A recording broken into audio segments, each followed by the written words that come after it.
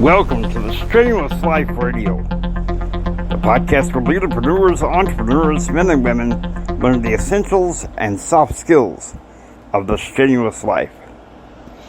Hello, everybody. Welcome aboard the podcast. The date for this is going to be July 3rd. I am recording this in the late evening, early night hours of the 2nd of July because it's fresh on my chest. The title of this episode is The Parties in the Pit. P-A-R-T-I-E-S. And I'll explain. February 12th of 1999, I get off the bus back home in Odessa. My friend Brad, pseudonym, many of you who follow me, took me over to my friend Jim Bob, another pseudonym, to drop off my luggage and to get bathed and changed for dinner that night. Now, originally I had given this girl's name as Julie, but inspired by JR, I'm going to change it to Karen. It was Karen's 26th birthday. We went to this, to a well-known grill house franchise, and we ordered our meals,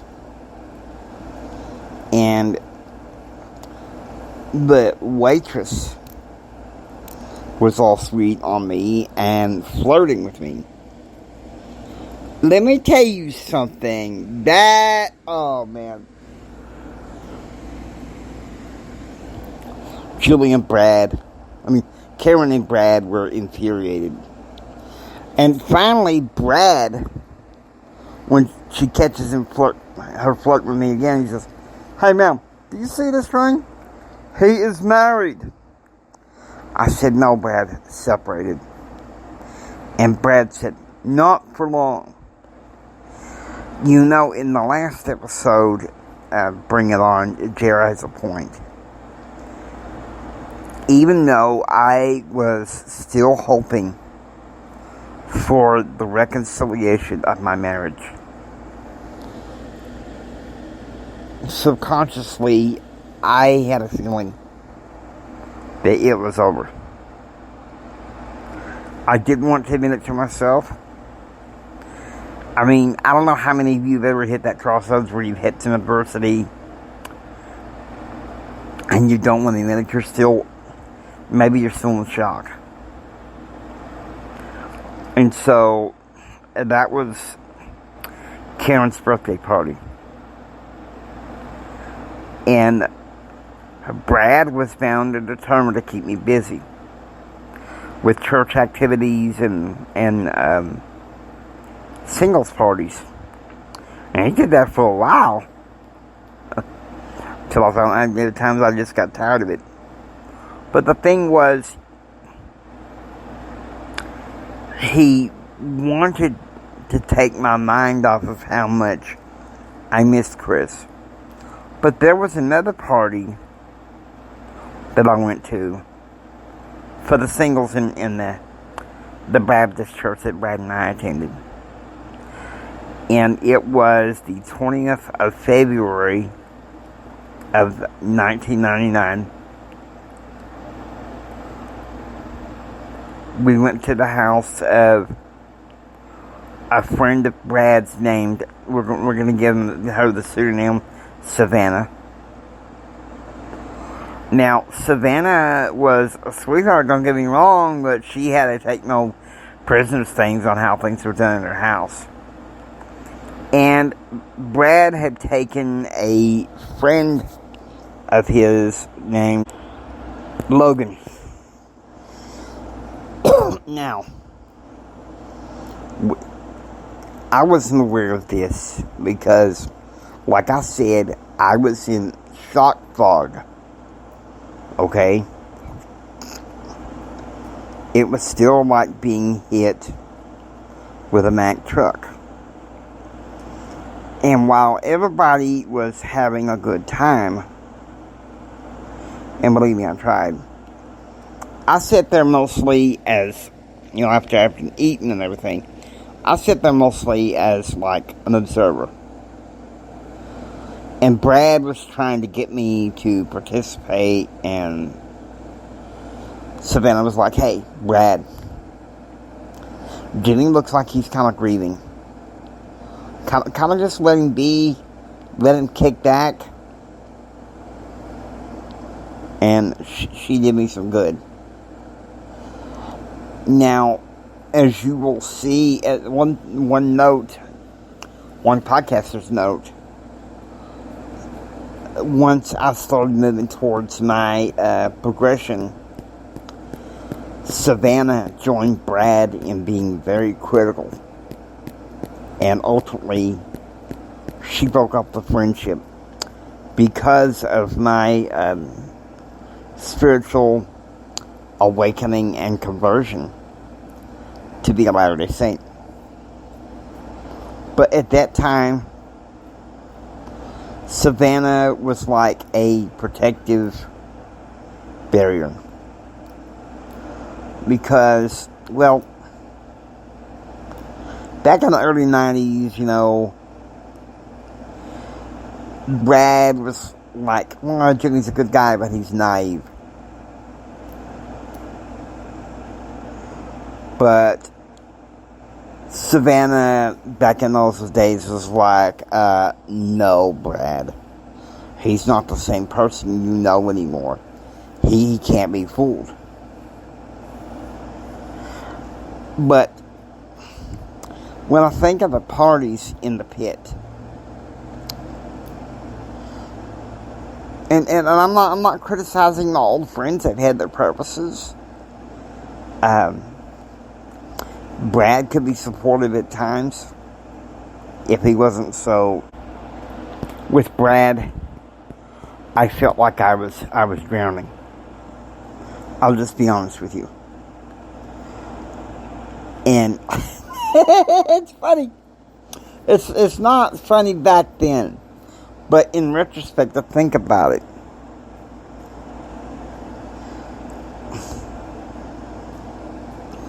But my buddy Keith, of course, he said it in a more long form than what I'm going to say. He basically, my words, not his, said, Brad, you're no more than a sadistical lifeguard. But see, that's the thing. Sometimes in success, we become friends with people that say, cling to the doctrine of ignoble ease. And you don't want to do that. I know you don't. See, I could sit here talking all night long about this. And I'm not saying that I didn't totally enjoy the parties. I enjoyed Karen's birthday. I really did. At that point, she and I had been friends for nearly 6 years. And there was even a time when I was having feelings for her. But, as unfortunate as being hit by the fact that my ex-wife wanted to separate with me, it was bad. It was really bad. But I gotta say, in those early days, in those early stages, the first year after the divorce, Savannah was there to kind of soften the blow. But at the same time, like I said, Savannah was one of those take no prisoners and this is how I gotta be.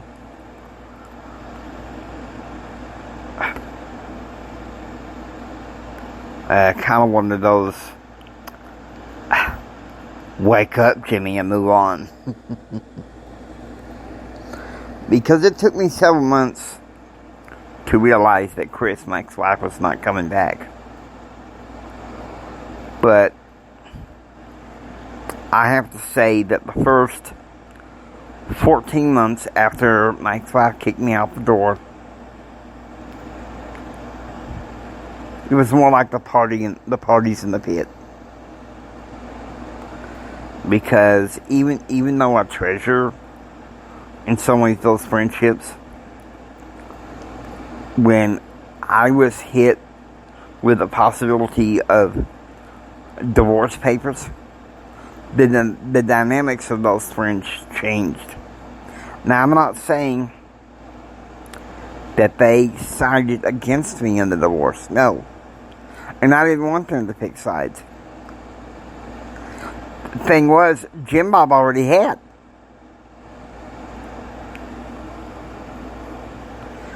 You know, when I finally got the papers, he's like, dang it, I knew she'd lie. She's a liar, Jimmy. She had divorce all the time when she went to Arlington. And I was kind of like, geez, really, Jim Bob? I'm grieving right now. I really don't want to hear it.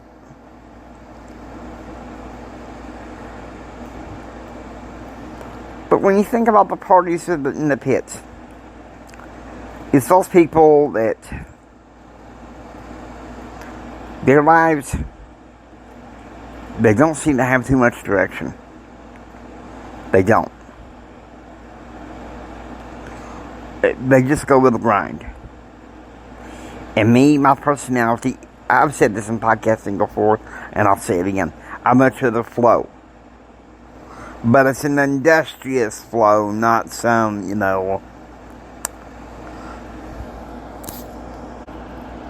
it's not some hophead approach of, oh, peace and love, and just sit there and everything.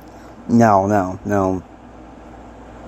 By flow, I mean industrious. I'm kind of giving myself away. I am a mystic. And I think it goes somewhere in my family line, on both sides of the family. Skipped a generation or two and came down to me. And so flow makes a lot more reason for me than grind. But it's an industrious, it's a mighty one, It's not one of those ennoble East go with the flow. That's the parties in the pit. Okay? The crazy parties in the pit. I mean, come on. Now, I'm not saying that those people were bad. No. The party lasted for about 3 hours. I can't tell you or remember what we ate. I know we had some dessert that night. Some tea and sodas. And, of course, this is before I become Latter-day Saint. But, at the same time, once the eating was over, and the festivities of card games and stuff, I sat back on the couch, and it was like I was in a trance. I was like, just get me out of here. I'm sorry, I'm not enjoying this. Just get me out of here. You just get me out of here. It was like going through with the next day, from the 12th to 13th. I went through the grocery store with Brad and Jim Bob,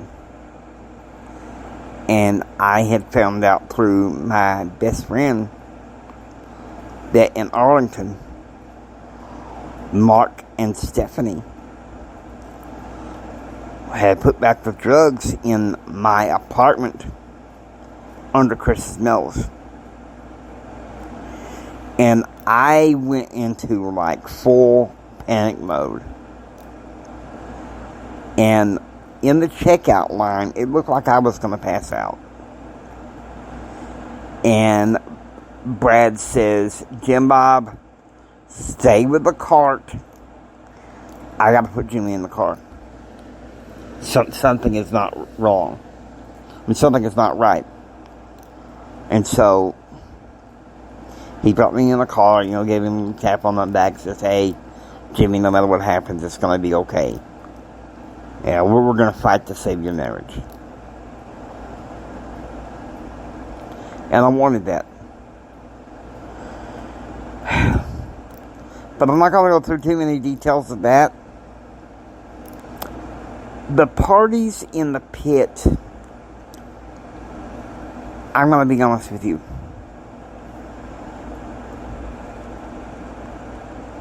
To me, translation means don't hang out with directionless losers. And this is really the heart of the strenuous pattern. Something else that my soul was crying out. Don't hang out with directionless losers. Wasn't necessarily something I wanted to hear back then. I was willing to lash on to whatever I could. My marriage was over. I was in major... Sorry for me to describe. But I'll tell you one thing.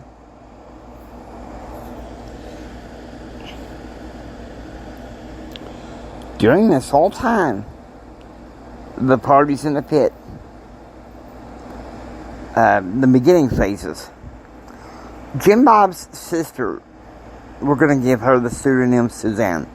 Suzanne suggested, well, Jimmy, why don't you go to Odessa College and study to be a paralegal since you can't go to law school? I was like, well, why not? And Jim Bob's like, Jimmy, you're burning for questions about justice, aren't you? Listen, this paralegal thing might help you. I promise you. And Suzanne was like, Jim Bob, how is that going to help Jimmy find justice for what happened when he should really let it go? And Jim Bob, to his credit, he said, sis, easier said than done. And he mentioned an incident that happened in his family. And he was wrapping up his studies in psychology. He was burning with questions for the incident surrounding his grandmother's death and another family incident. And so his psychology and sociology studies is what gave him his answers. And of course, we'll mention this. I promise you. We'll mention this in a later episode. Because it's needed. The parties in the pit. It's a lesson. Don't hang out with losers. And I'm not saying that Brad or any of them were lazy. I'm sure they had very good jobs. Well, Brad substitute taught at the time. Savannah was working in the registrar's office at Odessa College. They all have respectable jobs. But what I mean is, were they living their life to their full potential? And I sadly have to say no. All right, may sound fun to go to the parties in the pits. But is it? Not when you're laid low with adversity.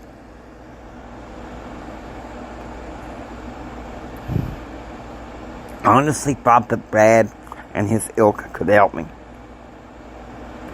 But because my marriage was over, it was obvious to me it was beginning to be over. I didn't want the same things anymore. I wanted back what was stolen from me. Can you understand that? I wanted what was back, what was stolen from me, and the parties in the pit was not my idea of getting back what the enemy stole from me. And you guys know exactly what I'm talking about. I know you do. I hope you enjoy listening to the Strenuous Life Radio. If you like what you hear, please subscribe. Become a part of the Strenuous Life Radio family. Until next time, don't just sit there and take it. Build your dreams so you can take it. Do what others don't so you can be what others won't. And do what others won't so you can have what others can't. Think strong, and live the strenuous life. God bless you. And remember this, from the bottom of my heart, Jimmy loves you. I honestly love you, guys. Take care.